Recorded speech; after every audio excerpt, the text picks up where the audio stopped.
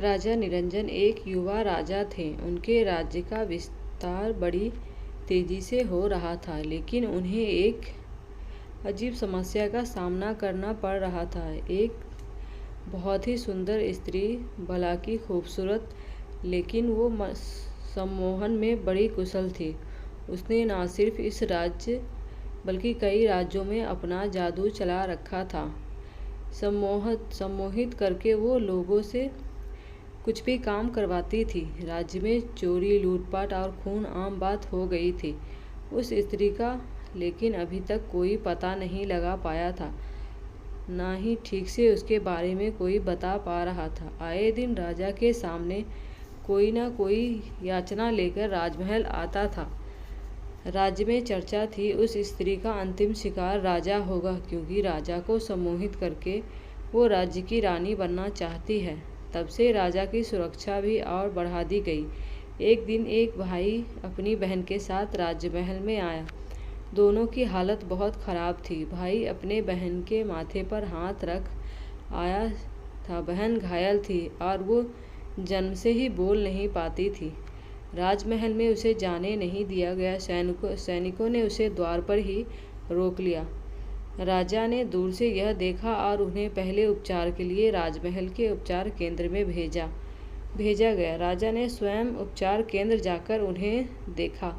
भाई और बहन दोनों रो रहे थे। रोता हुआ भाई बोला कि मैंने बड़ी मुश्किल से इसके विवाह के लिए स्वर्ण आभूषण बनवाए थे, लेकिन वो सम्मोहिनी हमें सम्मोहित करके सारे आभूषण लेकर चली गई।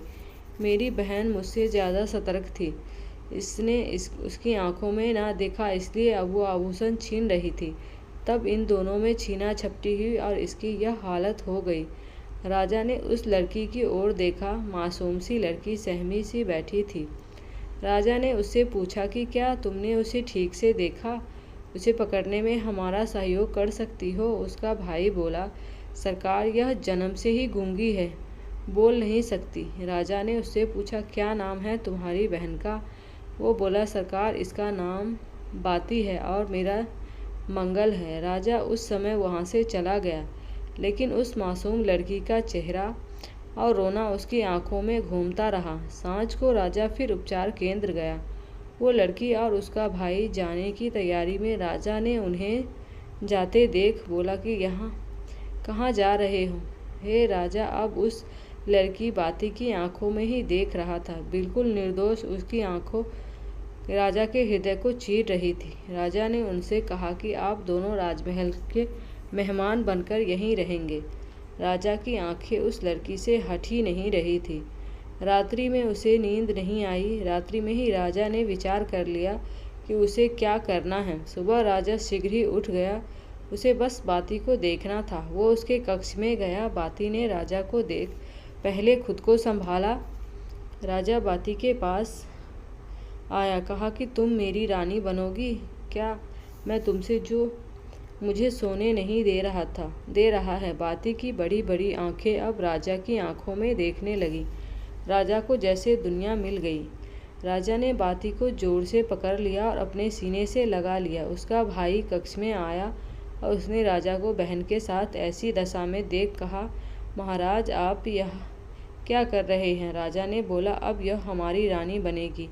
बाती ने शर्म से आंखें झुका ली। राजा ने अपने मंत्रीगण को कहा कि कल ही उनका विवाह होगा, प्रबंध किया जाए। राजा के महामंत्री को खबर खुशी के साथ थोड़ी संकोची भी लगी। तभी अचानक द्वार पर एक लड़की बहुत रो रही थी। महामंत्री जी वहां गए, तब उन्हें पता चला कि वो लड़की बोल नहीं सकती। वो इशारों में कुछ समझाना चाह रही थी। थोड़ी देर बाद समझ आया कि उसका भाई सम्मोहिनी के वश में है, ऐसा यह कहना चाह रही है। महामंत्री को अब शक होने लगा। उसे पता चल गया था कि यह उसकी असली बहन है और राजा भी अब उसे सम्मोहिनी के वश में है। राजा एक पल के लिए भी उसका हाथ वो छोड़ नहीं पा रहा था। सम्मोहिनी भी राजा को इस हालत में देख बहुत खुश हो रही थी। वो सोच रही थी कि यह राजा तो अब मेरे लिए मरने को भी तैयार हो जाएगा। बस मुझे इसे इसी तरह सम्मोहित करके रखना होगा। महामंत्री को लग गया कि राजा को अब इस स्त्री के चंगुल से छुड़ाना होगा। वो राजा के पास गया और कहा कि राजा, कल आपका विवाह है और विवाह के पूर्व कुछ रस्में और शगुन होते हैं, इसलिए विवाह के पूर्व आप ऐसे रानी के साथ एकांत में नहीं रह सकते। उस स्त्री ने महामंत्री की ओर देखा, लेकिन वो आंखें नीचे करके ही रहे। उन्हें पता था कि अगर एक बार उनकी आंखों में उसने देख लिया तो वो भी उसके वश में आ जाएंगे। राजा नहीं माना। फिर महामंत्री ने कहा कि यह सब मैं आपके विवाह के सफल होने के लिए ही, और फिर एक रात्रि के बाद, उसके बाद पूरा जीवन पड़ा है। राजा अब मान गया, जाने को तैयार हो गया। सम्मोहिनी की व्यवस्था थी कि वो कुछ बोल नहीं सकती थी, इसलिए कुछ बोल नहीं पाई और राजा वहाँ से चला गया।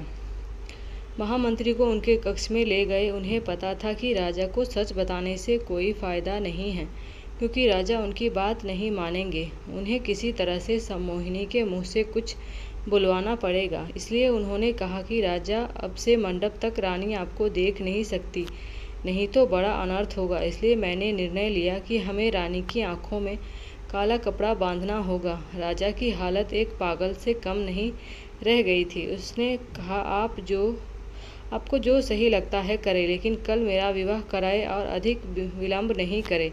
महामंत्री ने कुछ महिलाओं को उस सम्मोहिनी के कक्ष में भेजा, जिन्होंने उसकी आंखें काले कपड़े से बंद कर दी। साथ ही 2 स्त्रियां वहीं रही ताकि वो खोल नहीं सके। सम्मोहिनी विवश थी कि क्योंकि वो बोल नहीं सकती थी, वरना उसका भेद खुल जाता, इसलिए वो चुप रही। अगले दिन मंडप सजाया गया था। राजा आतुरता से वहाँ उसकी राह देख रहा था। दुल्हन को लाया गया, आंखों पर काला कपड़ा था।